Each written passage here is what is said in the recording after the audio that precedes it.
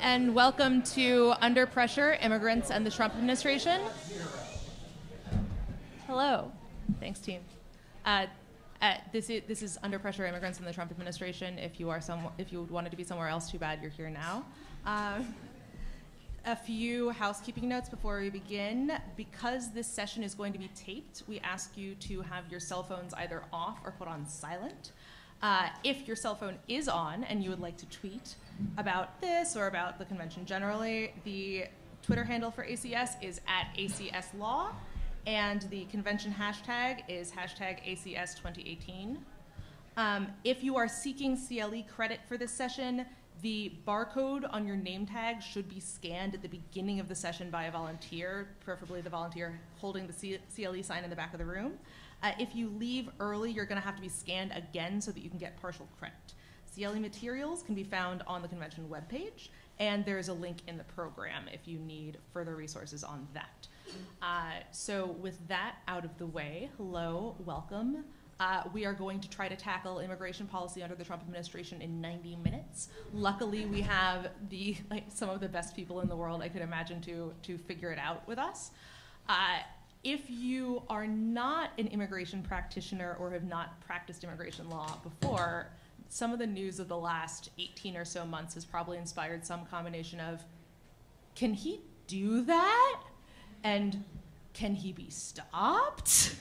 The answers to those questions are not clear and something that we're going to try to help figure out. But I think that the people that I have up here with me are in a good position to kind of lay out not only the extent to which this is or is not unprecedented, and how various states, cities, advocacy groups are fighting back, but also the fact that what is happening now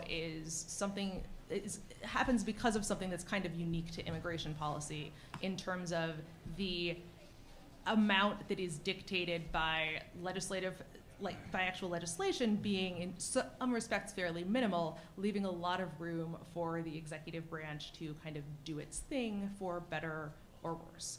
I'm joined by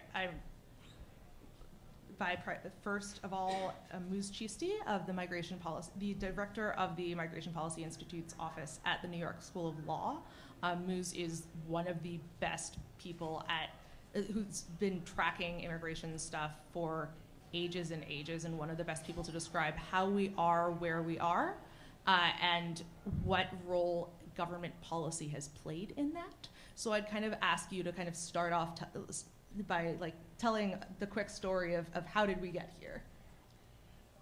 Thank you so much, and it's always good to be on a panel with my colleagues whom I know all of them, and Dara I've spent a lot of time being grilled on the microphone by, but so good to be at the ACS, and hope most of you were at the event last night, which was really so inspirational.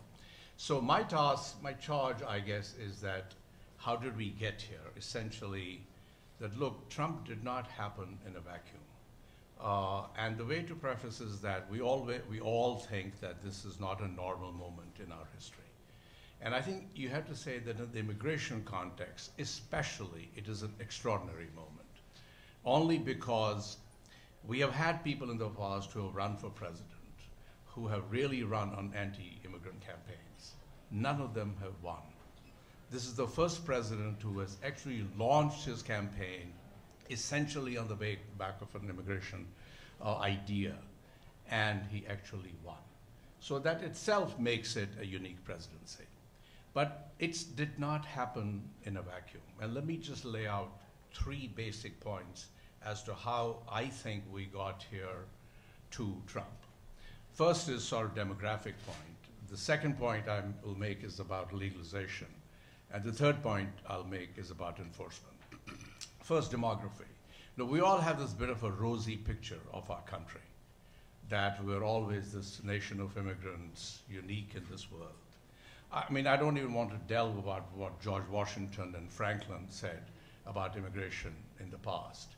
I have been recently struck by one fact in our history, that in the mid-19th century, in the 1840s, when the Know Nothing Party was launched, purely on the basis of campaign against Catholics and Irish, The Know Nothing Party got 1/5 of the House of Representatives at one point. That's much more than the Tea Party has ever gained. So there's a lot of history. But despite those sort of occasional misgivings about immigration or history, Congress never passed a law, federal law on immigration till the 1880s. Probably will shock all of you. And from 1880s to 1917, we did not pass any law to limit the number of people who can enter the United States. We had laws which essentially placed qualitative limits on the kinds of people who can come, but no quantitative limits. But what happened at the end of the 19th century and the beginning of the 20th century, America experienced what most people call the first wave of mass migration, principally from Eastern and Southern Europe. And Congress decided to put numerical limits and impose what is historically called the national origin quota system, essentially to keep the immigrant stock fundamentally Northern and Western European and an attack on Eastern and Southern European. The national origin quota system was a law till 1965. So in 1965, immigration was low. It was only like 4% of the US population, and it was fundamentally European. It took President Kennedy to announce that he wanted to end the national origin quota system, but it was in President Johnson's time, along with other civil rights legislations, that Congress ended the national origin quota system. And our country completely changed. Today, after 1965, we have reached another, what people would call, mass wave of immigration. There is no way of denying that the end of the 20th century and the beginning of the 20th century is fast beginning to resemble the end of the 19th century and the beginning of the 20th century. So at some level, if 1917 brought us the national origin quota system, 2016 brought us Trump. Not exactly comparable, but something to be learned in that phenomenon. There are two other aspects of that massive wave of immigration which are important to mention. First, the ethnic mix, which I mentioned, was today it's like our migration is 85% non-European, when in 65 it was 85% European. The second is that the places where immigrants are settling are no longer the big traditional settlement states, California's, New York's, Texas, and Illinois, and the Floridas of the world. Immigrants are actually, those states are still receiving the large number of people, but if you see the rate of growth, it's not in those states. In fact, if you look, the states in the country which have a rate of growth of immigration more than 270%, about 9 of them are all somewhere in the southeast, somewhere in the south.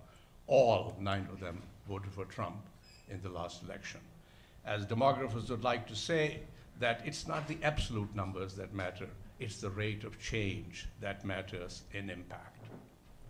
And for the first time in our country, in this wave of mass migration, 1/4 of our immigration today is undocumented. That has never happened in the history of our country. So there are about 12 states in the country where 1/3 of the foreign-born population is unauthorized. There are a few states of the country where the unauthorized outnumber the authorized. So it's not surprising that all 12 of those states, which have more than 1/3, all voted for Trump in the last election. So for many of these new destination states, their experience with immigration is recent and has fundamentally come through the unauthorized population. So no wonder if it's non-European, if it's recent, and it's coming through the lens of unauthorized immigration, the level of anxiety in those parts of the country is at least understandable. The second point I want to make is about legalization. Now, since we have so much of unauthorized population in the country, Congress has been trying to deal with this broken immigration system which produces this number of unauthorized people since 2000. It has tried legislation in 2001, 2004, 2005, 2006, and last time 2013. And it has failed every time, despite significant bipartisan support. So when President Obama got fed up with the state of the country on this issue, he did two things. He first introduced something called the DACA program, which many of you are familiar with, which is to give some protection to people, kids who came here illegally with their parents. And Ali supervised that program. It's a major feather in his cap, and which sort of gave freedom to large number of people who had settled roots in the United States. After that, President Obama decided to go a little further and gave, through a program called DAPA program, similar protection to the adults. And both these programs in some parts of the country were seen as executive outreach in the form of presidential amnesties. And Trump walked straight into that narrative. The third point is about enforcement. I mean, many of you probably would not know that before 1996, we removed almost no one from the inside of the country. I mean, I started practicing in the 1980s, and I worked in the Government Workers Union. So I was one of the few people who would actually go to immigration court to stop someone from being removed because the apparel industry was a target. But most of the removals till 1996 used to happen at the border, in large numbers, but fundamentally at the border. It was a basic change in the 1996 law in a democratic administration that had remind all of us, which essentially changed from before Christ to after Christ in the world of immigration enforcement.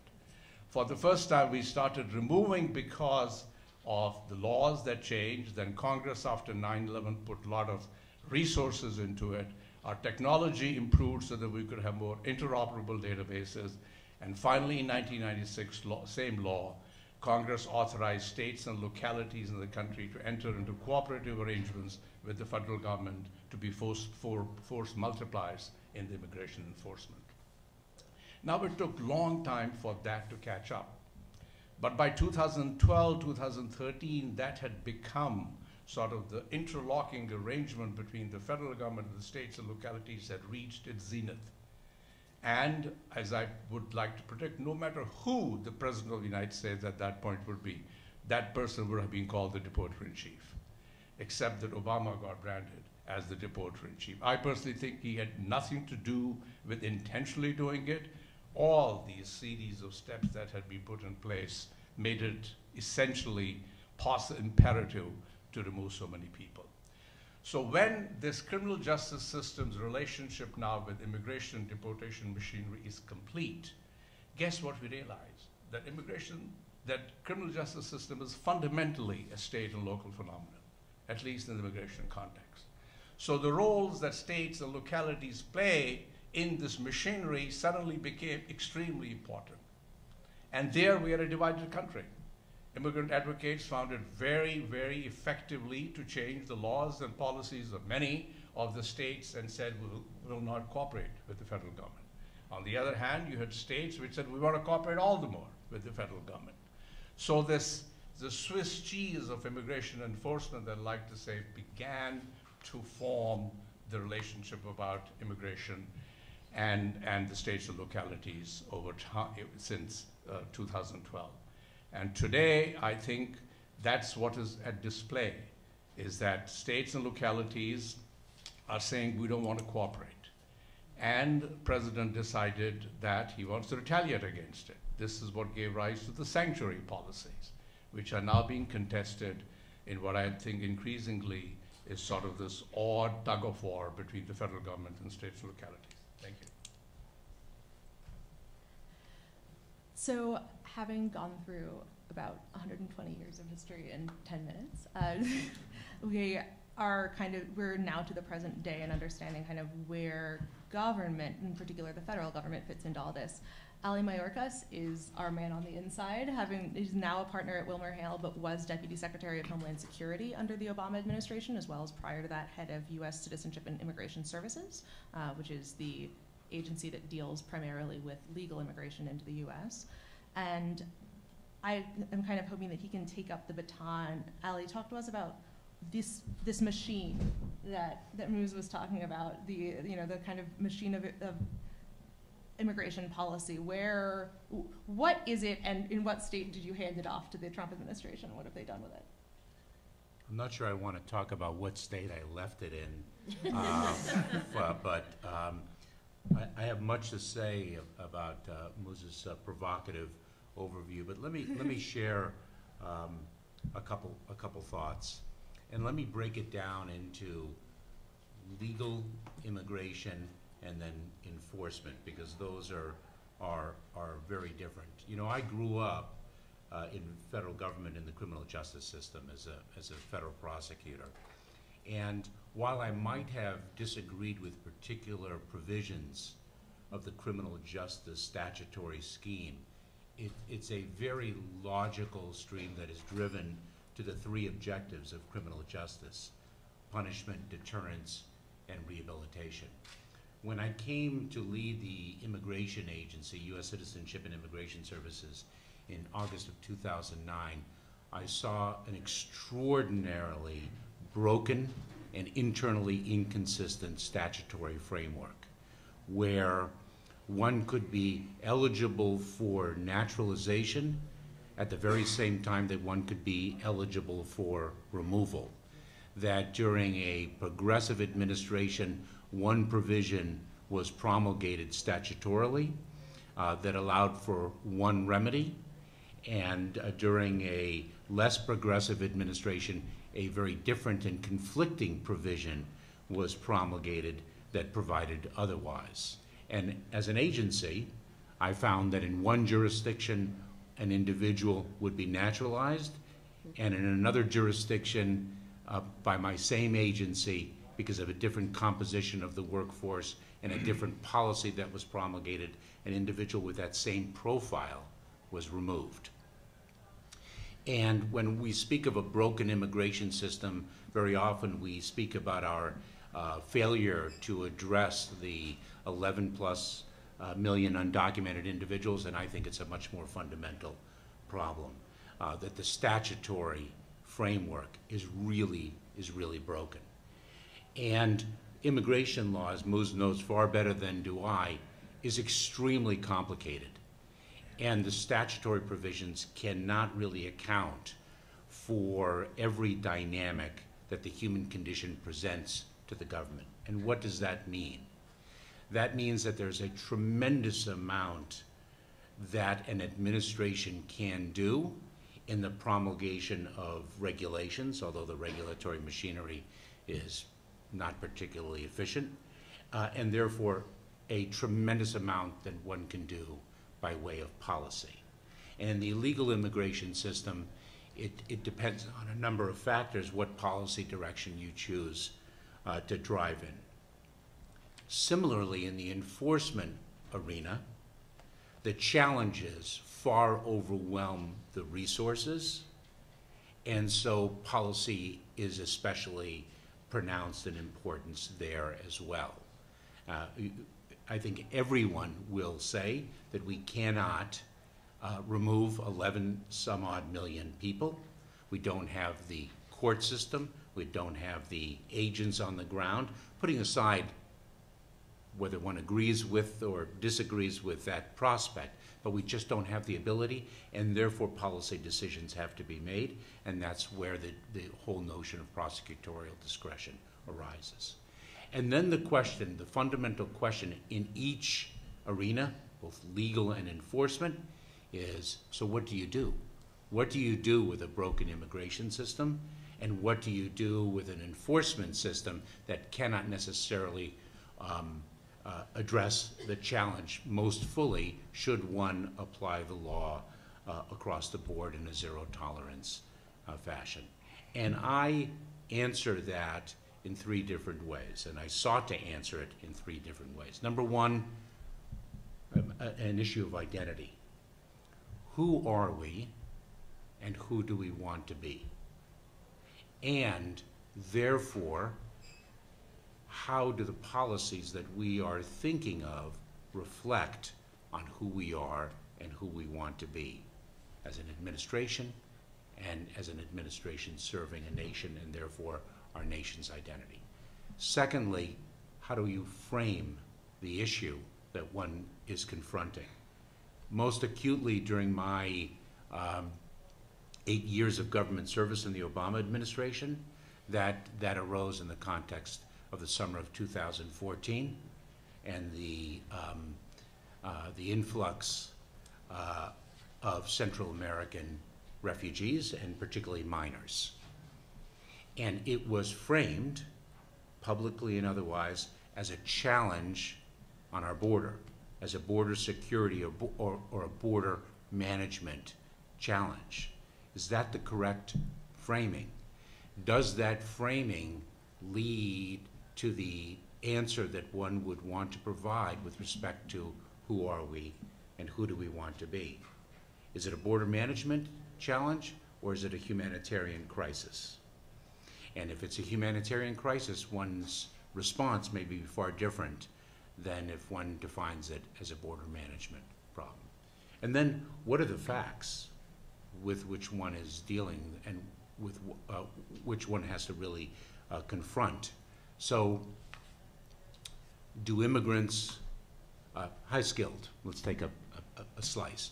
Do high-skilled immigrants create jobs domestically, or do they take jobs away from domestic workers?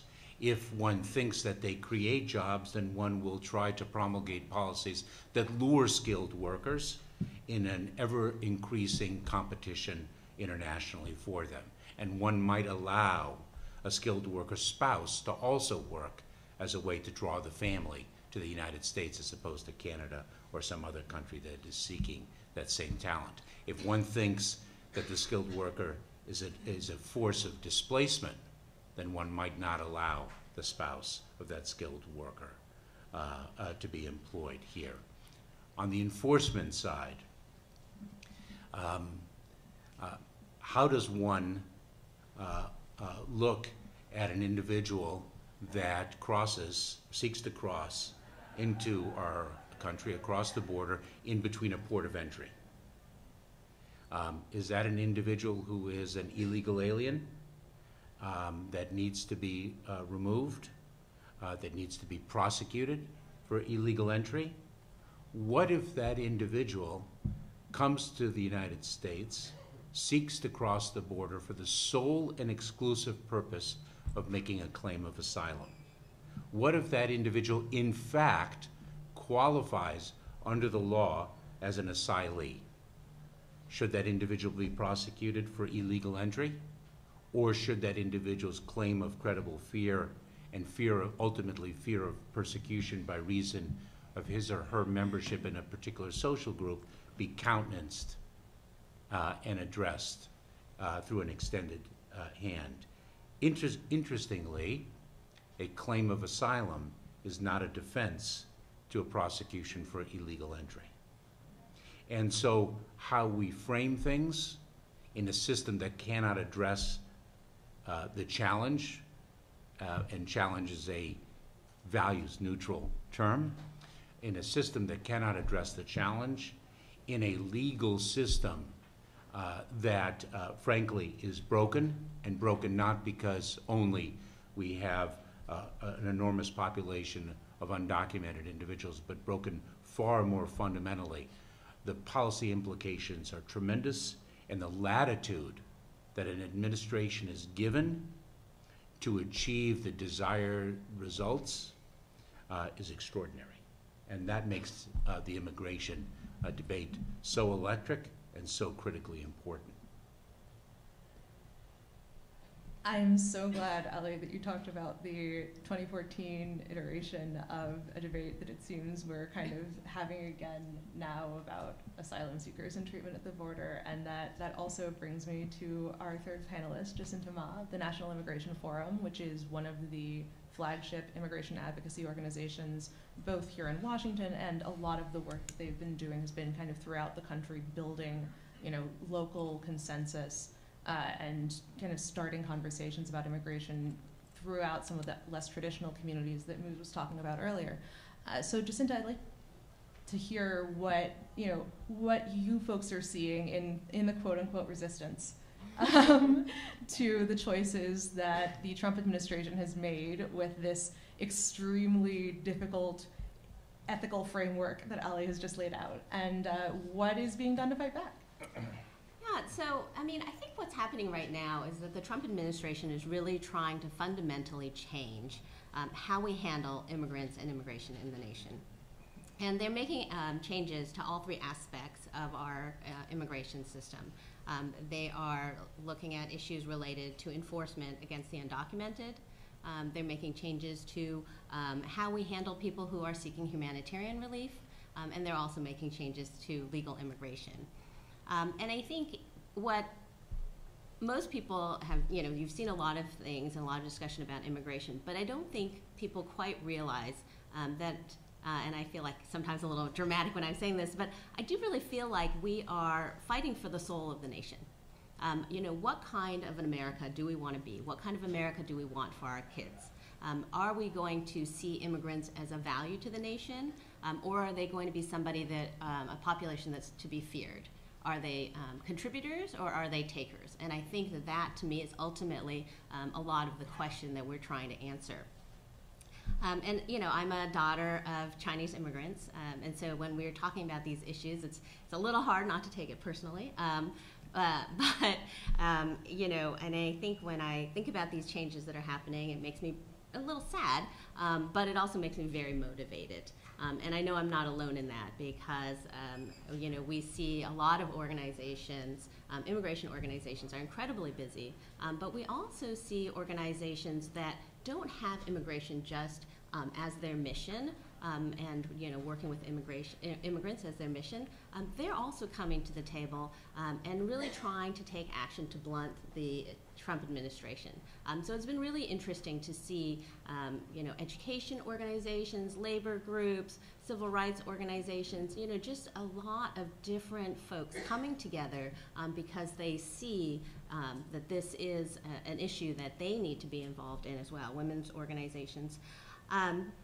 Okay, so what have people actually been doing? And I think primarily it's been just a lot of defensive work. And I think the question is, what has been the most effective? This is a great thing to be able to say to a room full of lawyers. It's probably the best answer I could ever give, and it's litigation. So we're at about 60 cases. I tried to count them all last night. I wasn't even sure if I got them all. And that's 60 cases trying to address all the various things that the Trump administration is doing related to immigration policy. And here's where I should break into the 12 Days of Christmas kind of song. We've got 10 detention cases, 6 Muslim ban cases. Depending on how you count it, it's anywhere from 4 to 6 cases related to DACA. You have cases on access to counsel, challenges to ending temporary protected status, cases dealing with the citizenship question on the census, and you even have an access to abortion case. I mean, this runs the gamut. And I think that's been the most successful strategy so far. Other things that people have been really trying to do are related to raising public awareness. And I think it's because we just feel like people do not understand the extent to which changes are being made and how this will really have very long-term repercussions. So you see the protests, a lot of communication efforts, tons of sign-on letters, trying to get Congress involved. Congress sends letters, people try to get on Fox and Friends. I mean, there's just a lot of advocacy going on, communications to administration, yet none of it really seems to have moved the needle very much in terms of changes to policy. What has really, made the administration stop and question and try to redo things like their travel ban, executive orders, is the litigation. So that's really what's been going on. There have been some attempts to fix things, right? So we've been talking a lot about legislation for dreamers and finding a permanent legislative solution for them.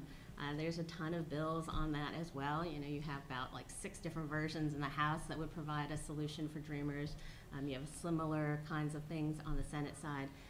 And just a lot of discussions about that. But it's because we're talking about an immigration system, as Ali was saying, that's so broken in so many ways, you just have a lot of different competing interests trying to come together, and it's just not working very well. We've also seen things happening at the state and local levels as well. Different kinds of legislative activities, cities trying to provide funding for legal counsel to help people who have deportation defense. You've seen the California Values Act. You know, tuition cases are going on. So there are just a lot of different things that are happening at that level as well. And you'll find this funny. We've also seen some situations where we're trying to use the pardon also as a way to help address some of these issues. And you know, one of my favorite stories from this year is this deported veteran, Hector Barajas. He was deported, you know, almost 14 years ago, and he was served honorably in the Army. He was discharged, and then he had a firearms criminal charge against him. He shot a gun into a car. Nobody was hurt, but that made him lose his residency status. And so then he was deported to Tijuana in Mexico, had to leave his family here. And he had started his citizenship process while he was in the Army, but he just didn't realize he needed to do anything more than just serve to become a citizen. And so then last year, he, and this is all thanks to the lawyers at the ACLU, he's been able to do all this stuff. But anyways, last year he got a pardon from Governor Jerry Brown for his conviction, and he was able to complete his naturalization process. And just a few weeks ago, he became a citizen of the United States. So even these these processes that we don't really usually use, people are trying to do really everything.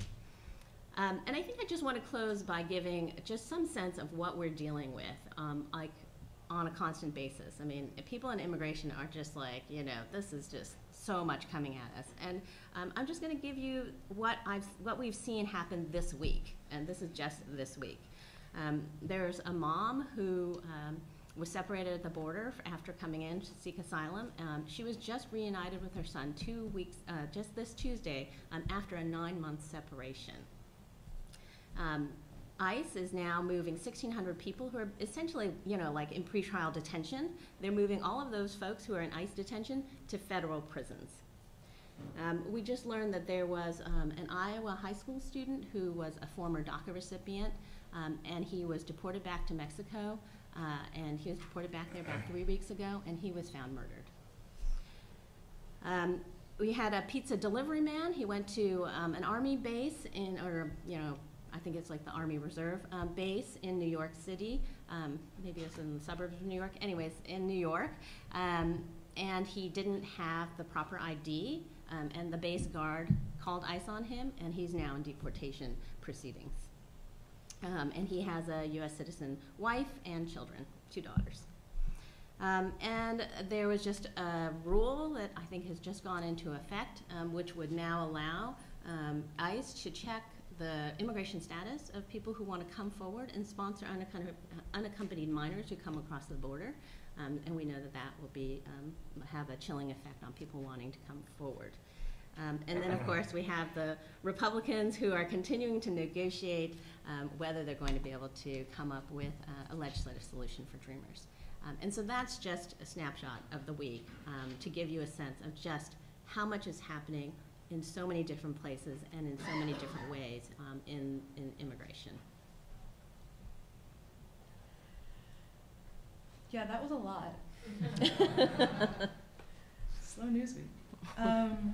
Thank you for that. But hopefully to kind of redirect the tone of this, our last panelist is Jonathan Miller of the Massachusetts Attorney General's office. With a state AG's office was not someone we would have had on this panel, say 2 or 3 years ago, certainly not at the American Constitution Society side, maybe if this had been the FedSoc conference. But one of the very interesting developments under the Trump administration has been the extent to which state governments, and particularly state AG's offices, have decided that immigration is an area where they can get involved, and get involved in favor of, pro-immigrant anti-enforcement efforts. And so Jonathan, I'm hoping that you can kind of talk through how you joined the resistance and what that looks like from way up north on the East Coast. Sure. And I just want to say thank you to ACS for putting this panel together. I think it's such an important conversation, and it's an honor to be here with all these esteemed panelists. And I work in the Massachusetts Attorney General's office, but I feel like I'm here today on behalf of dozens, scores, hundreds of advocates and lawyers and organizers at sort of state, local governments across the country, and I'll do my best to do their work justice. And I obviously can speak most intelligently about the work that we're doing, but I'm familiar about work that our partners are doing as well. I would say it started right at the beginning. It started when we were immediately seeing the impact of the travel ban, if not before. We had people in the airport that first afternoon. Our Attorney General was at Logan Airport that afternoon, and I think everybody was feeling it and was mobilizing very quickly, and it really hasn't relented since. I think I want to talk a little bit about sort of the various ways in which state and local governments are engaged on these issues, because it's both about what's happening at the federal level, but also the impact that those policies have on the machinery of state and local government and the ability to enforce individual rights at the state and local level as well.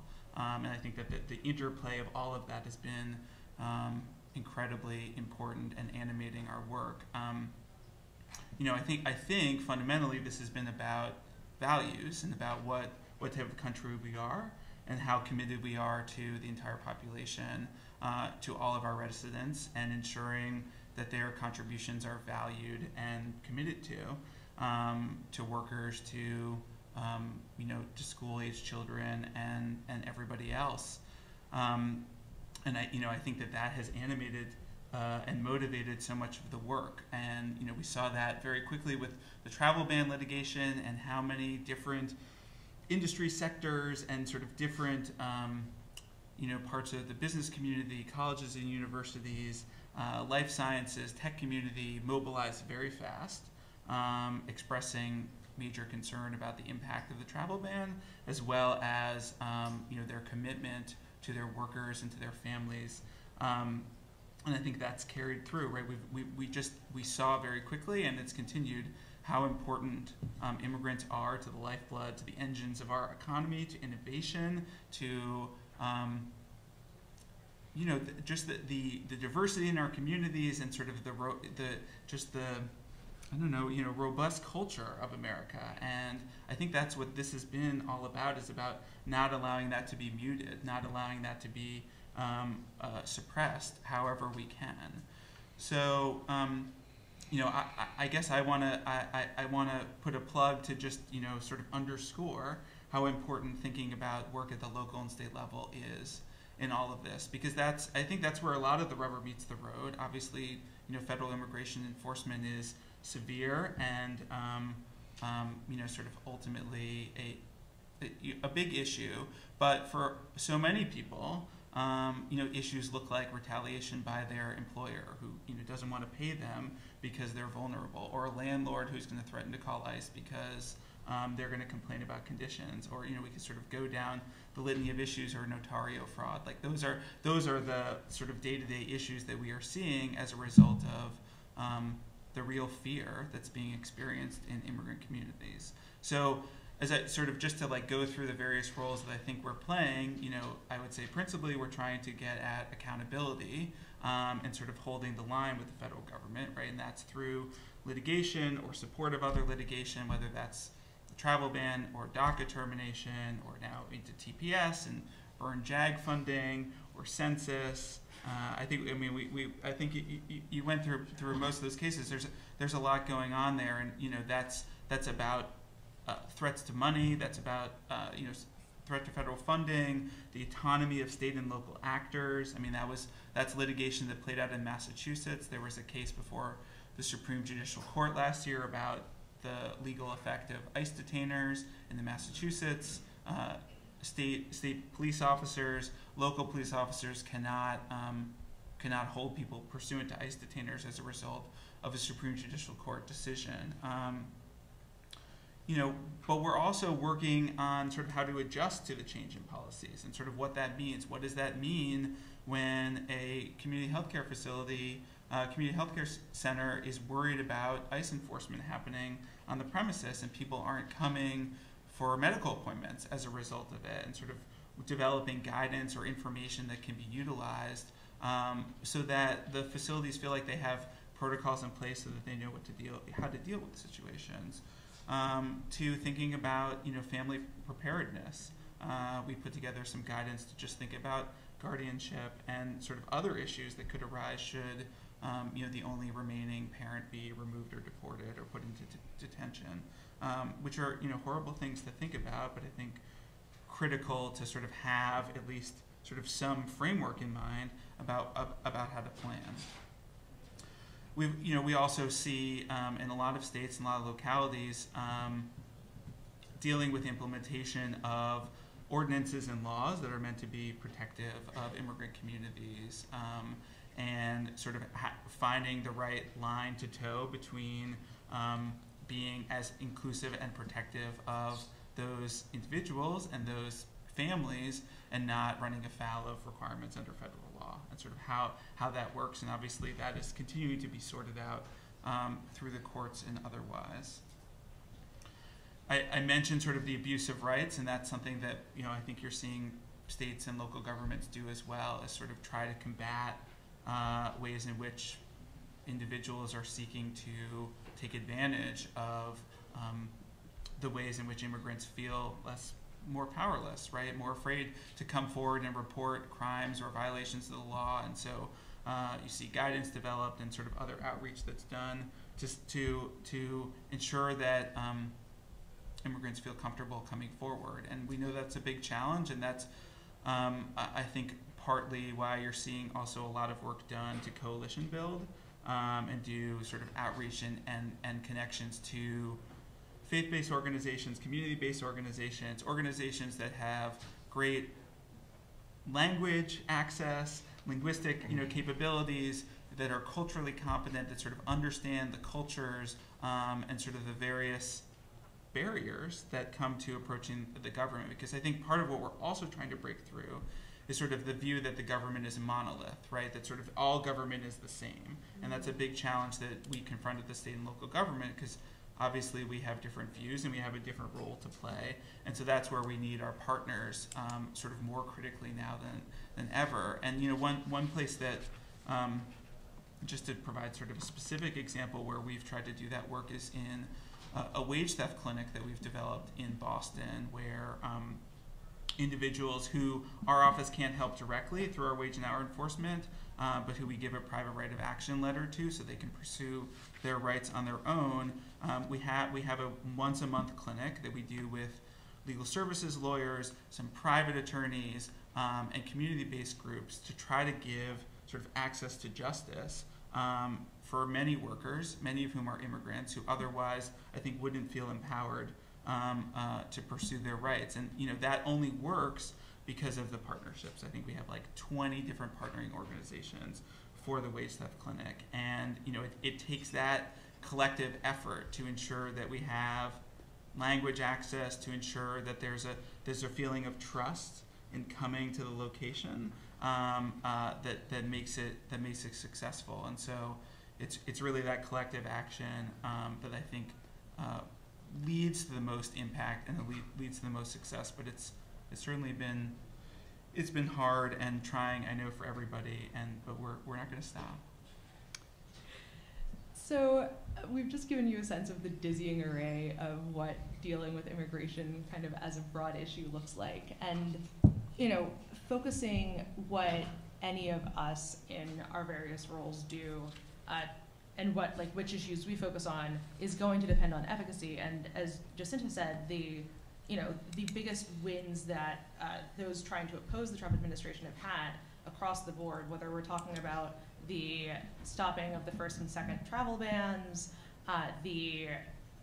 stopping of the first, temporary stopping the second, and then limiting, the rescission of DACA, which is now kind of on hold / limping along, the efforts to stop sanctuary cities from getting defunded, stuff now with family separation being under litigation. Litigation has been the strategy that, as Jacinta said, has worked most successfully. And the thing about litigation is you can't go in there and argue that what is happening is not who America is. I mean, you can, but in theory, these are supposed to be arguments about what the president can and can't do under the law and the Constitution. And so given what, Ali was talking about the extent to which statute doesn't necessarily guide action, I was wondering if you folks could talk a little bit about how you go from what should be done ideally to what does the law say, and when is the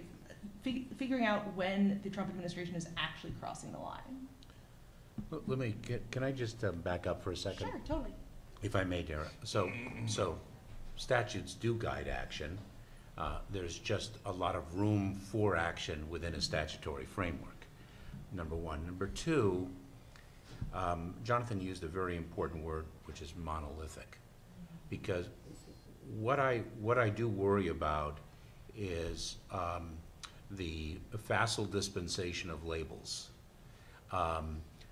pro-immigrant, anti-enforcement, to give an example. It's not so easy. Sanctuary city. What exactly is a sanctuary city? It really isn't monolithic. It's not very easy. I consider myself pro-immigrant. I am an immigrant. I also consider myself pro-enforcement. I just may define pro-enforcement differently than some of the enforcement measures that are being taken now. I served 12 years as a federal prosecutor, prosecuting at times very, very violent illegal entrants. Sanctuary city. I had the opportunity to travel around the country to try to persuade certain cities to cooperate with ICE. I met in one jurisdiction a supervisor who considered a removal of an individual who had been prosecuted successfully in the criminal system as double jeopardy. I fundamentally disagree with that. I don't necessarily agree with the removal of an individual who has spent a lifetime here and has committed a minor misdemeanor and has strong community ties and other equities in his or her favor. I did go to a supervisor of a county and say, this individual is in state custody, in the custody of your jurisdiction. This individual has committed 3 felonies, the last of which is dangerous, very dangerous to the community. Just I'm speaking in terms of degrees, especially dangerous. And we think you should actually turn that individual who is unlawfully present in the United States to ICE so that we can remove that individual. And you should not release that individual into the immigrant community that individual has victimized, so that we have to try to find him and hopefully find him before he commits another dangerous crime because he's a recidivist. And I think that jurisdiction should cooperate with us. I don't agree with giving that individual sanctuary from a federal law enforcement effort. I don't agree with a blanket. Let me just say this. It's very precarious to make blanket proclamations in an area that is so complicated and really addresses the human condition and all its complexities in a very fundamental way.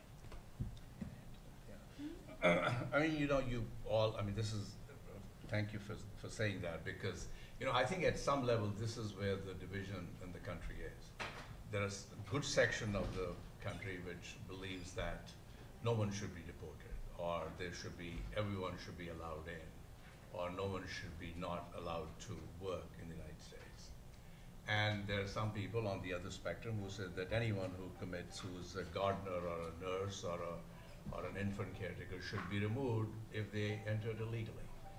And this is sort of where I think the crux of our dilemma in the country is. And Sally Yates, who I was very struck by something she said yesterday, and she said, we should not ask ourselves which side of the history are we on, but what kind of history are we going to write? And I actually do think that on the immigrant defense issues, we are in that moment. is that, what kind of enforcement / human rights regime do we want to enter? Obviously, Trump has provided a huge challenge, huge dilemma for us, which the instinct is to resist everything he says. Okay, I happen to believe actually that's what the courts did in the beginning of the Trump administration. If you follow the trajectory of the court's reactions, including our Supreme Court, which people think is a conservative court, the reaction to Trump initially was so strong that they said, you can't do this. You can't say that some people can't be admitted, that daughters-in-law are as important as a spouse. I mean, since when does the Supreme Court get involved in that kind of minutia in our decision-making? But they thought they must do it because their reaction to Trump was so strong. The more removed we get from the Trump entrance onto our body politic, more this debate is getting settled. And that's where our challenge is. I really agree with Ali that we have to finally have a balance. We are in an immigration enforcement system where the deportation machinery is now intertwined with our states and localities. We can't wish that away. But for us to say that states and localities should accept everything that federal government imposes on them, just because that's the federal government's prerogative, is not going to work, because we need states and localities to cooperate with us.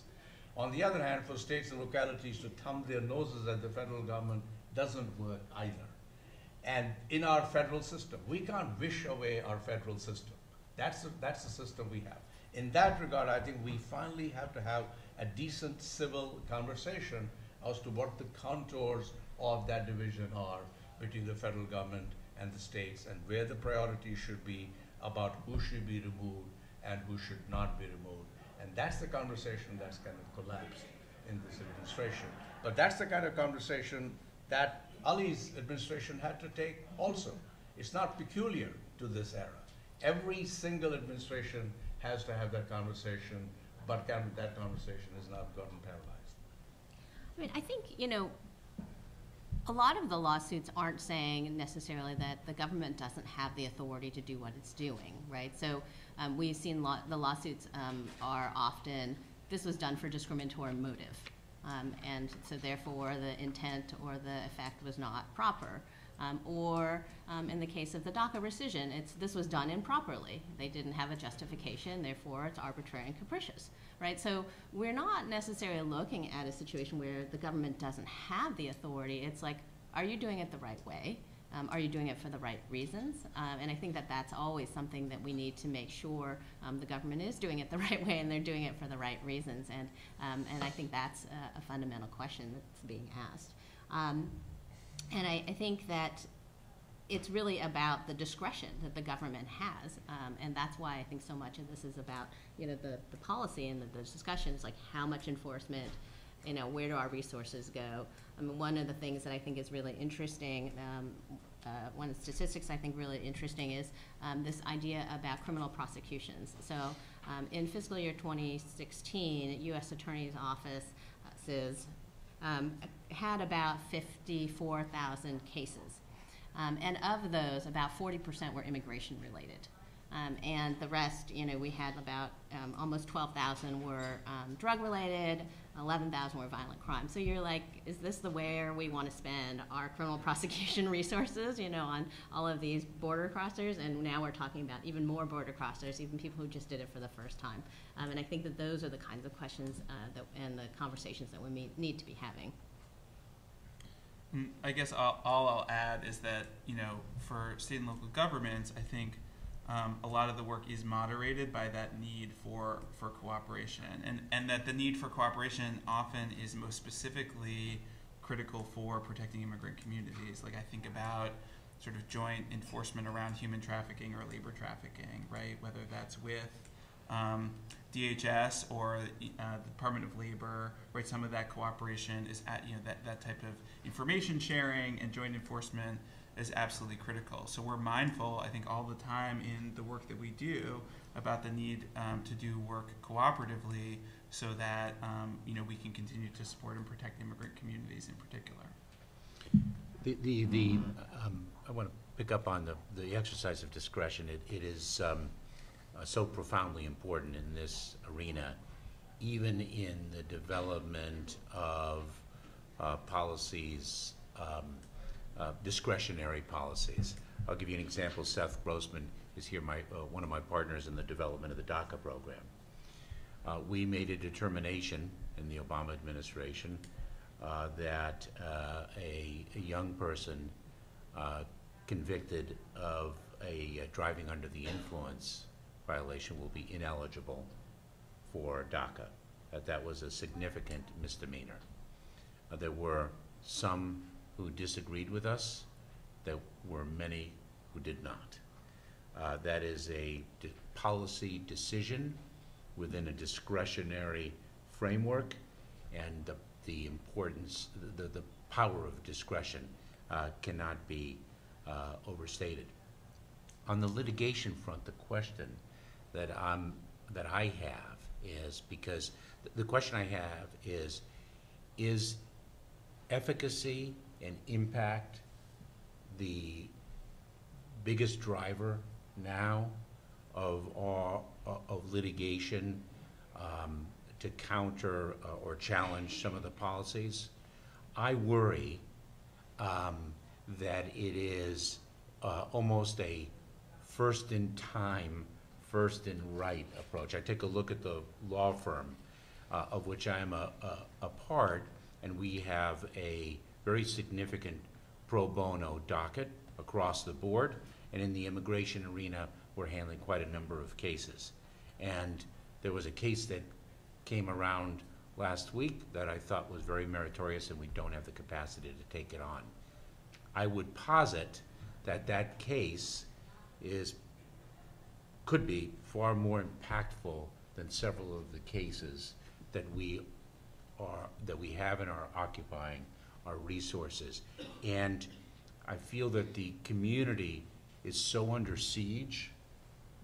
There are so many cases crying for representation and assistance and support that when we see one, we take it, and we don't have the luxury of actually, hold on a second, let's take a step back, let's look at the vista of challenges, and let's make some very important decisions, some important prioritization decisions. There are going to be compelling cases that we cannot take because of compelling cases that we need to take. And do we sacrifice the compelling humanitarian circumstance of an individual for the opportunity to take on a compelling humanitarian circumstance of a case that may impact more individuals? It's very, very difficult. That I think is one of our greatest challenges right now. Given the kind of difficulty of triage that you just talked about, that Jacinta has talked about, I actually want to ask everybody up here, what is the one thing either that you have not been able to focus on that or devote resources to that you wish you could, or the thing that is not getting attention on immigration that you think people need to be paying more attention to? For me, I don't mind jumping in, and as soon as I articulate this, I'm going to think of 20 other things. So please, this one is just first in time, first in right. I would say, look, administration, you want to prosecute, or I would say you want to remove many individuals. You want to take a zero tolerance policy. Okay, I'll accept that as a premise. I just think an individual who truly is dedicated to criminal justice has to understand the significance of a removal proceeding. Even though it is not criminal in nature, it is not a commercial transaction. It is not just a civil process as we commonly define it. And for crying out loud, give the kids representation. I think that's the greatest thing.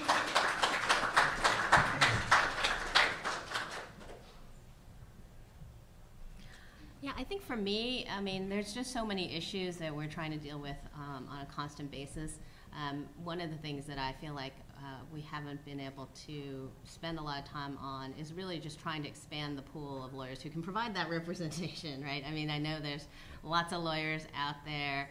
I heard that law school admissions are up. So, I think that that's just, being able to find more attorneys to help with cases is something that's just really critical, and just, we just don't have the time to focus on that. So, I mean, we actually did a study, which Dara knows about interior immigration enforcement around the country, and we visited about 15 ICE jurisdictions to see how this enforcement is playing out in the field. And from that, I mean, I have to tell you, there are two priorities which I think are not getting addressed. I think there's a lot of attention on this litigation, especially in the class action litigation. I think all that is important. And despite whatever else you may say about those litigations, this is the moment where you have to put all tools in place for resistance. And if litigation is important to do, you have to do it.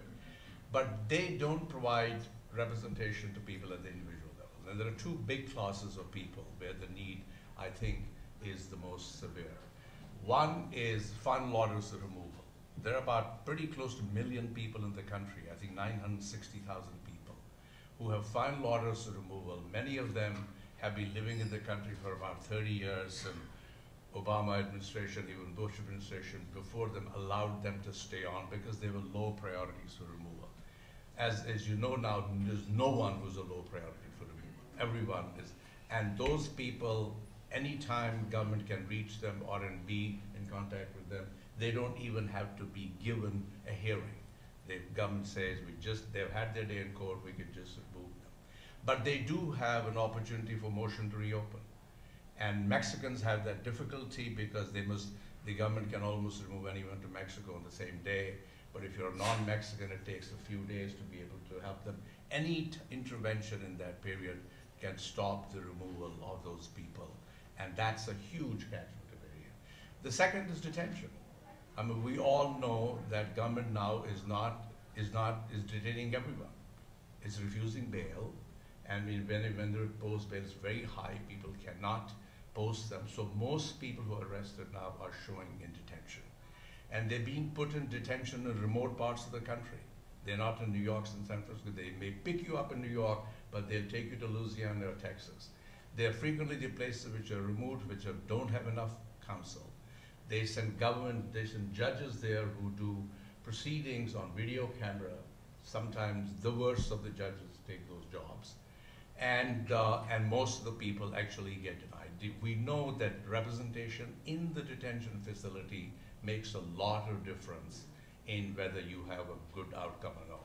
Most importantly, whatever the record is developed in those immigration proceedings, detention, then decides what kind of appeal you will get at the courts of appeals where good law can be made. So I would say high priority on final orders, high priority for representation for people in detention. And there are good models for those of you young lawyers who want to do it. There are really good models in the country operating where lawyers can go on short-term basis to actually go to detention facilities and offer to represent people.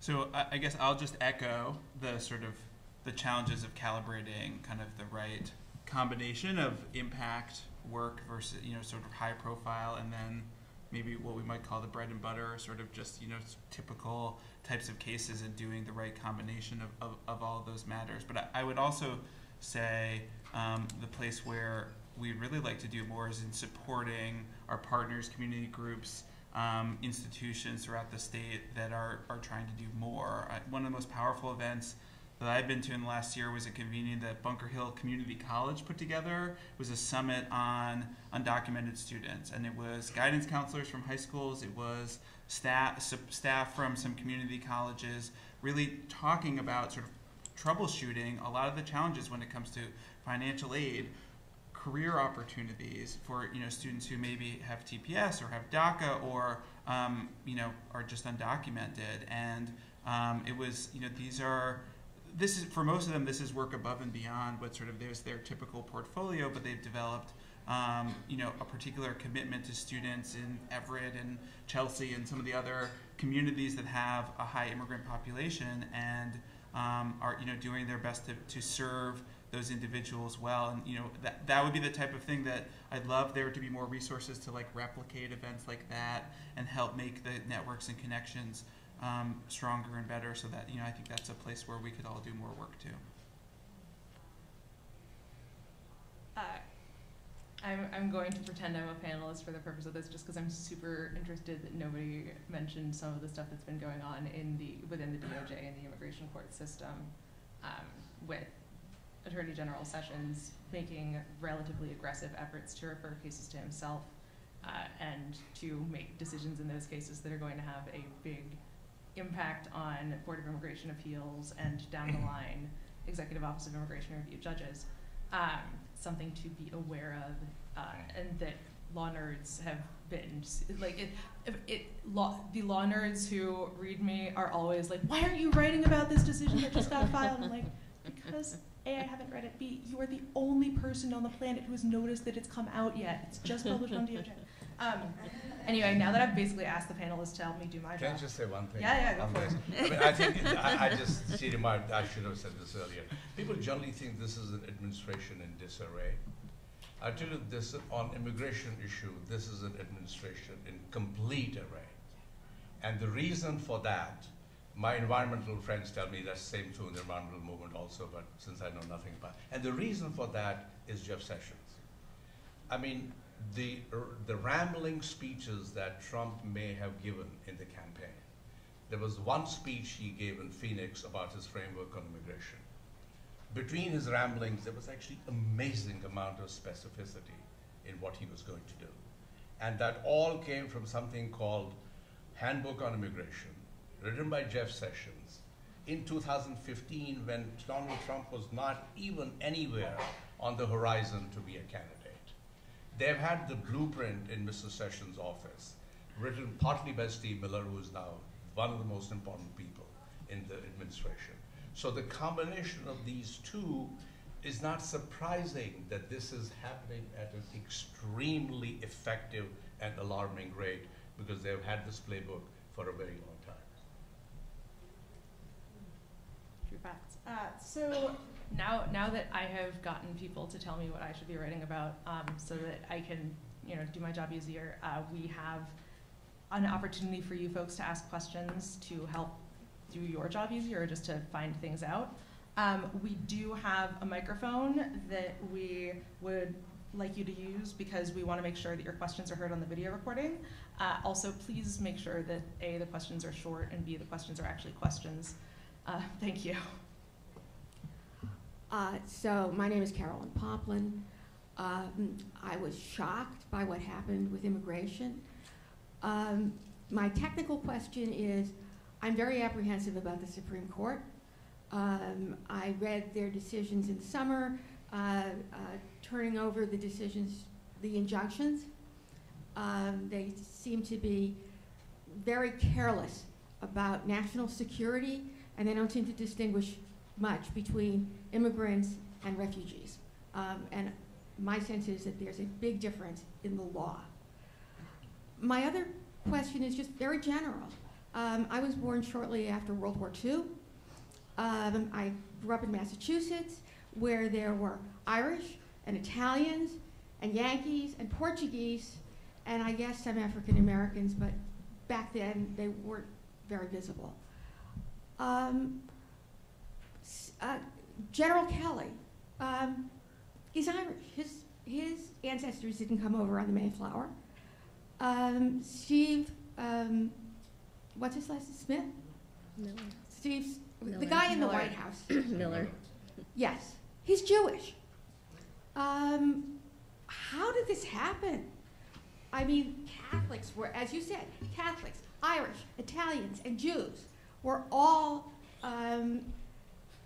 kicked out, persecuted, couldn't get jobs, couldn't get into school, treated terribly for decades. Why are they suddenly anti-immigrant? That's the question. the Supreme Court and whatever has happened. So I won't comment on the Supreme Court. I don't know Mr. Miller. I do know General Kelly. I don't consider him to be anti-immigrant.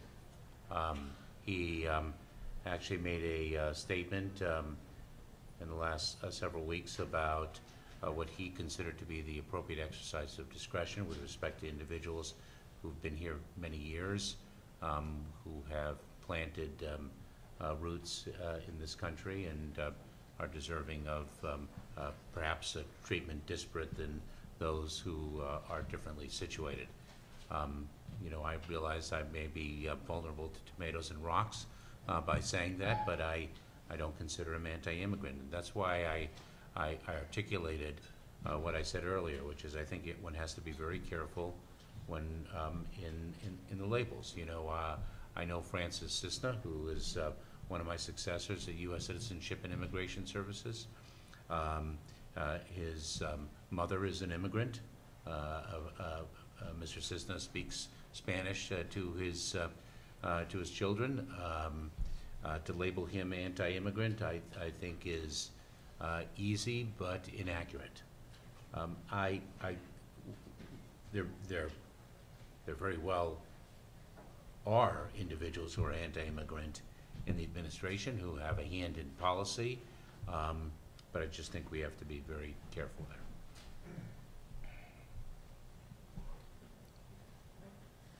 Does anybody feel like being a Supreme Court pundit? I realize the silence is probably a very silent tomato and a very silent rock Yep. From some, but that's sharing my perspective.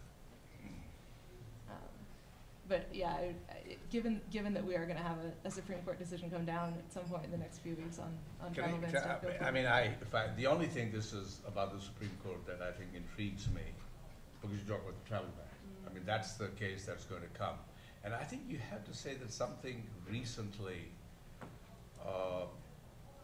for the first time, I think cast some doubt about how the Supreme Court it may not be that easy. It's about the discretion of the executive on issues of immigration, how broad that is. And you could argue that the Supreme Court in sort of striking down Dara without issuing an opinion, it was a 4-4 opinion. You would say that the 4 judges, who probably were the traditional conservative judges, must have said the Obama administration overreached in its executive authority in issuing that there's some limit to a president's authority. If that is true, then the travel ban thing is a problem. Because the travel ban argument is the president has unlimited authority in deciding who to let in and who not to let in. And I think that at least Chief Justice Roberts will have to square that. Is that how do you take a position on DAPA and saying the president had overreached, and don't say that the president had overreached on the travel ban. The second, which has happened only 2 days ago, is this the cake case. Is that it's about religious liberty, and one of the challenges of the travel ban is obviously on the First Amendment religious liberty, and the jurisprudence suggests that the Supreme Court has been receptive in looking at statements made by public officials outside the context of the case, only in the case of religious liberty. And that actually is very close to what Justice Kennedy said in the cake case. So therefore, I think that's another indication that the travel ban case may not be as easy for the court to resolve as it suggests. So I guess in this whole picture of immigration, one of the things that disturbs me most right now is the fact that children are being separated from their parents, and in some cases I've heard like as young as 5 weeks old. And so I also have a neighbor who's very concerned about this and actually texted me and asked me to ask this question specifically. But what is the legality of this? I know that I saw a hearing recently where Senator Kamala Harris was asking about what the standards are. What standards does the government have in place that that they implement when a child is being taken away from a child. The government did not have an answer for her at that time, and I don't know if they've ever responded to her. I wouldn't be surprised if they didn't, but I guess I'm wondering again, the legality of that, and then if in a perfect scenario, if we had a situation where we could do something, you know, somewhere down the road where we could either do a constitutional amendment limiting executive power over immigration, or, you know, fix this statutory mess that we have, like, what would be ideal in that situation? So they do have authority to do this. Family separations come about for several different reasons, right? So first of all, the government has family detention, but it's only for women and children.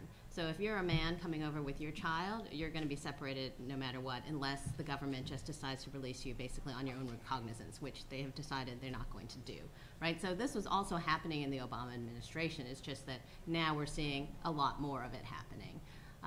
The other piece of it is that, you know, once somebody is arrested criminally, we don't have family jails, right? So, you know, once somebody is arrested criminally and they're being detained, the children have to be separated. And at that point, what happens is they become designated unaccompanied minors. So when somebody comes over the border alone without a parent, they're called unaccompanied minors. They're supposed to be questioned by CBP. If they don't come from Canada and Mexico, they are only supposed to stay in CBP custody for about 72 hours, and then they're referred over to the Department of Health and Human Services. It has a special office, the Office of Refugee Resettlement, that then takes care of children, these unaccompanied children, you know, until they can be reunited with their family or placed with a sponsor who they vet. And so they have, you know, facilities where they are supposed to be providing health care and educational assistance and all of these different things in place. But they run out of space. And so that's part of the concern too, is like once you have filled up all of these spaces, will they move them to military bases like they were talking about? And I think the issue of the treatment and the care is because, in part, when you've got CBP, you know, and you've got young kids, their facilities are not built to deal with younger children particularly. And so we saw a lot of this in 2014 too, where they didn't have diapers. And so yes, these are definitely big concerns. And the reason why it's come to why it's more significant is just because we're going to see much larger increases of children and families being separated. And there have been instances already, apparently, where people have been deported without their children. I mean, imagine anybody who's a parent, imagine how terrifying that would be, right? You get separated from your child, there's no system in place for the agencies, the HHS agency, to talk to the ICE agency about like who belongs to whom, and you've been deported and you're waiting for your child to figure out they're gonna figure out what's happened. And so it is really terrifying. And even the woman that I was talking about who was reunited with her son just this week, you know, when you look at her case, this is an example of what can happen, right? So she came in August of last year. She was charged with a misdemeanor, so she was detained for 27 days. She then pled guilty to the misdemeanor. She was given time served. Then she went into immigration detention because at that point she had made a claim for asylum, and they were trying to figure out, like, was it a legitimate claim for asylum? So she then goes and sits in jail for like another 6 months, or 5 months, and then she's referred out, and it takes them another 2 months before she gets her child, even though she had proof that she was the parent. So, you know, if anybody who's a parent, and if you're not a parent, just ask your mom how this would feel. Like, why would you be separated for 2 months? That's like an eternity, right? So, you know, these are the reasons why it's such a concern right now. And unfortunately, they can do it. And so it's really this question about discretion. Is this what you want to do? Or can you release them? You know, there's alternatives to detention, you know, home monitoring. And the other thing I think that would be a great way to help to solve this problem is if we provided legal counsel. Because we know that a lot of times the reason why people aren't showing up is because they move, they, you know, don't understand the notice, and once they have counsel, the rates of coming to immigration court just shoot up really high, and so I think that that's really an issue. The one thing I would say just quickly about legality is that the rejection of the motion to dismiss that got some attention a couple of days ago in the case the ACLU brought about family detention does suggest that the judge might be open to the argument that it's unconstitutional not to separate families to begin with, but if you're keeping the parent in criminal detention, but to have parents in civil detention separately from their children, because the government does in theory have the option to either release them or keep them together, and not doing that might violate due process. That's kind of, we'll see how that gets resolved, but if that got resolved, it would at least theoretically force the government to make an effort to reunite once the criminal conviction had come down. My question regards legal immigration. Is it materially more difficult today to legally immigrate to the United States than before? Depends who you are and what's the basis of your effort to come in. So for refugees, for sure. Absolutely. Right, so in 2016, we have this cap of how many refugees, right? So in 2016, it was 85,000. 2017, it's 45,000. And the way that they're processing refugee applications right now, if we continue at the pace that we're continuing, and I don't see any reason why they're going to speed up, we will get to about 21,000. I mean, that's a huge decrease. And I think that there's also, there are definitely delays in processing of visas as well. And so we've seen a lot of that. But to be sure, I mean, we take 1 million people to be permanent residents of the United States every year. And that has been the rate from 1990s to the present. So it's hard to come, but large number of people are admitted every year. I'm Leo Yu. I'm an attorney at the Constitutional Law Center for Muslim in America. So recently we got a lot of intakes actually about immigration law, but not from immigrants. They are U.S. citizens with U.S. passports.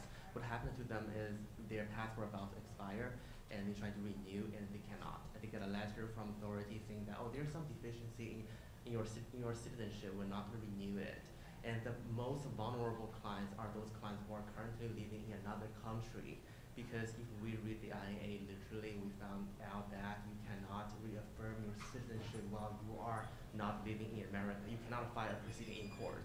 So I wonder whether you have any experience regarding this sort of situation and what is the best advice for them. Hard to give advice to individuals, you know, based on that generalization. You know, immigration cases can be very fact-intensive. So when one has an individual who is seeking a renewal of a passport and an agency claims that there's a potential infirmity in the naturalization process of that individual, depends. I mean, there are denaturalization units being created now to add resources to that inquiry.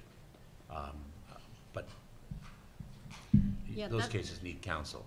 Yeah, absolutely, yeah. I mean, I think, you know, I don't practice immigration law. I mostly work on policy and advocacy, so I'm not going to try to give any advice. But I do think that that issue raises just how complex immigration is, right? Because I went to an American Immigration Lawyers Association conference, and one of the questions was this thing about, like, renewal of passports. And basically they're saying, don't let your passport expire, because if it does expire, you have to reprove citizenship. And so people who have birth certificates from midwives have been questioned. And so they've just, you know, decided that now they can question these documents again and, like, you know, show that you know, really prove that you were born in the United States.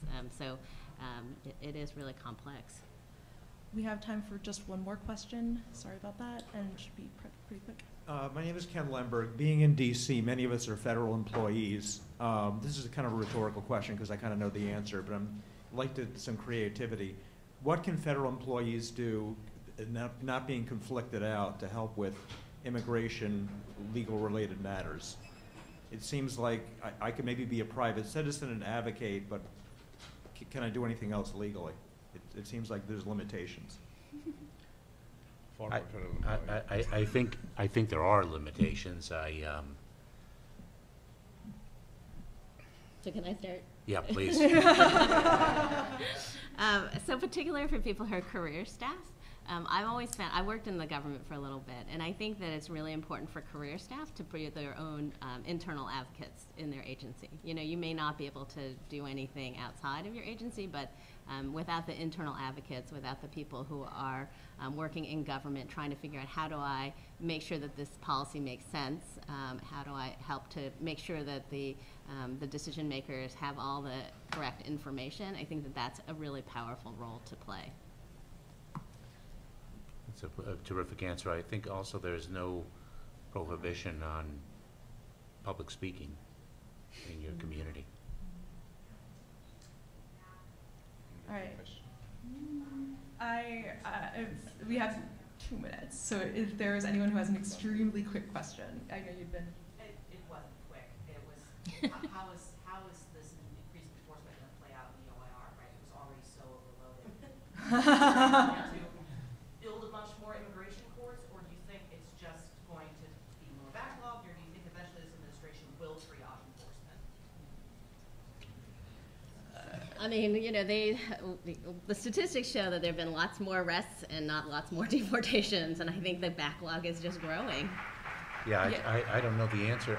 I don't know how they're going to manage it. For now, the backlog's growing. I do think we are going to see, we're already seeing more aggression in trying to make it judges' problem and making judges resolve cases more quickly. With that, I'm going to let you guys go to lunch with Sonia Sotomayor in the presidential ballroom. There will be volunteers.